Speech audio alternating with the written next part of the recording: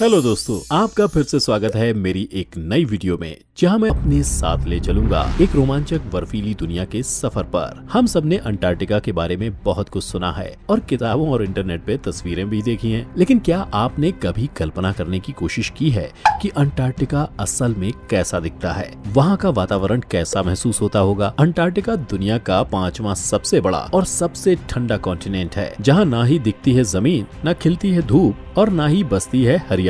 अगर मुझे अंटार्कटिका को एक शब्द में डिस्क्राइब करना होगा तो मैं उसे एक विशाल आइसबर्ग बुलाऊंगा। इतना विशाल कि वो हमारी धरती का 14 million square kilometre area cover करता है और दुनिया का 70% फ्रेश वाटर इस बर्फ की नगरी में बसता है। जब हम अंटार्कटिका के बारे में सोचते हैं तो हमारे दिमाग में बस पेंगुइन्स और ग्लेशियर्स दिखाई पड़ते हैं। अगर हम ऊपर से देखेंगे तो अंटार्कटिका हमें हमारी काल्पनिक इमेज से बहुत अलग नहीं लगेगा, लेकिन इस बर्फीले कॉन्टिनेंट के विशाल ग्लेशियर्स के बीच छुपे हैं कई ऐसे राज जो कि किसी भी इमेजिनेशन के इर्द गिर्द भी नहीं भटकते। अंटार्कटिका के बर्फ के रेगिस्तानों ने सिर्फ इंसानों को यहाँ घर बसाने से ही नहीं रोका है, बल्कि इस धरती की कई मिस्ट्रीज को भी अपने अंदर दबा के रखा है। तो अगर आप जानना चाहते हैं कि आखिर इस बंजर कॉन्टिनेंट ने अपने बर्फीले जहन में कौन से तीखे राज छुपा रखे हैं, तो इसी के साथ शुरू करते हैं। Number 7, underground lakes. अगर आपको बेसिक ज्योग्राफी आती है तो आप समझ सकते हैं कि नॉर्थ पोल और साउथ पोल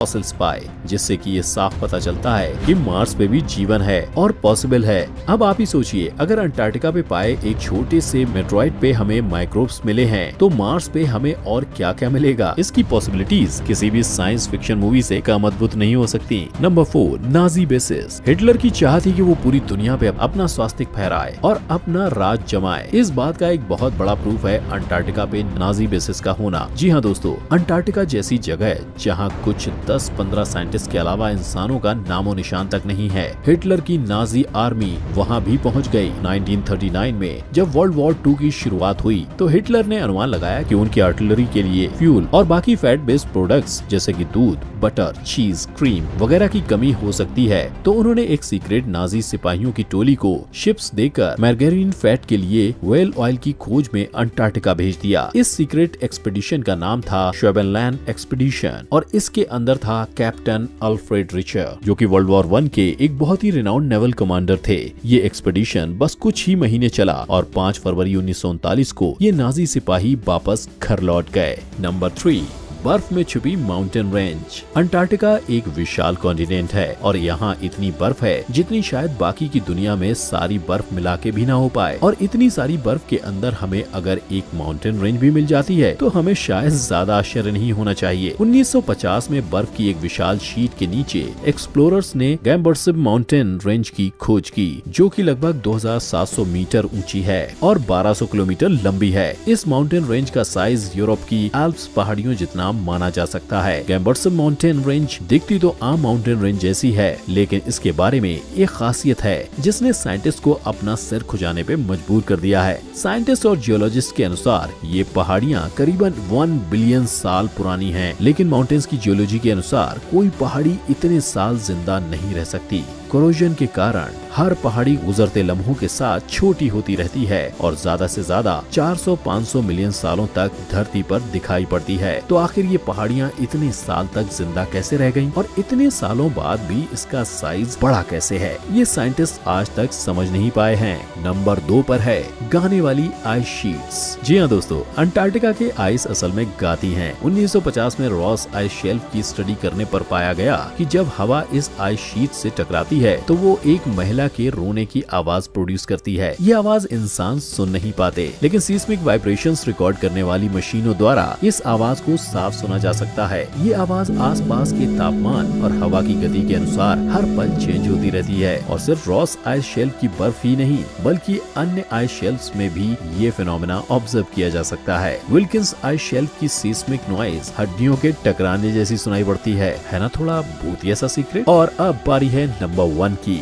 नंबर 1 पर है ब्लड वाटरफॉल्स। 1911 में ऑस्ट्रेलिया के एक जियोलॉजिस्ट को ये ब्लड वाटरफॉल्स मिले जब वे टेलर ग्लेशियर्स की सैर पर निकले थे। टेलर ग्लेशियर से निकलने वाले इस वाटरफॉल में पानी का रंग खून जैसा लाल है। पहले साइंटिस्ट ने अनुमान लगाया कि इस पानी का रंग पानी में रहने वाली लाल एल्गी की वजह से है, लेकिन बाद में कुछ जांच पड़ताल के बाद पता चला कि असल में इस पानी में आयरन ऑक्साइड बहुत ही भारी मात्रा में मौजूद है, जिसके कारण पानी का रंग लाल है। हालांकि इस वाटरफॉल की ये मिस्ट्री तो सॉल्व हो चुकी है। इसके अलावा ऐसे पानी में पाए जाने वाले प्राणियों के ऊपर स्टडीज अब भी जारी हैं। तो ये थे 7 ऐसे सीक्रेट्स जो अंटार्कटिका को दुनिया से अलग बनाते हैं। लेकिन क्या आपको पता है कि अंटार्कटिका में सिर्फ 7 राज नहीं छुपे हैं? अभी तो शायद कई राज ऐसे हैं जो अभी भी पता नहीं कितने करोड़ों साल से बर्फ के अंदर दबे हुए हैं। अब तो वक्त और गहरी रिसर्च ही इन बाकी राजों का खुलासा करेगी। और क्या पता, शायद हमें एलियंस के भी कुछ सुराग मिल जाए। फ्रेंड्स, अगर आपको भी अंटार्कटिका के बारे में कुछ इंटरेस्टिंग बात पता है तो नीचे कमेंट करके हम सबसे शेयर जरूर कीजिए। Let's have a discussion. बस यहीं तक का था हमारा आज का सफर। अगर आपको मेरा ये वीडियो पसंद आया तो इसे लाइक कीजिए और मेरे चैनल को अब तक सब्सक्राइब नहीं किया तो अब करिए, ताकि आप मेरी कोई भी वीडियो मिस ना करें। और सेइंग अलविदा, क्योंकि मैं फिर से आऊंगा एक और मजेदार फैक्ट भरा वीडियो आप लोगों के लिए लेकर। Goodbye and thanks for watching.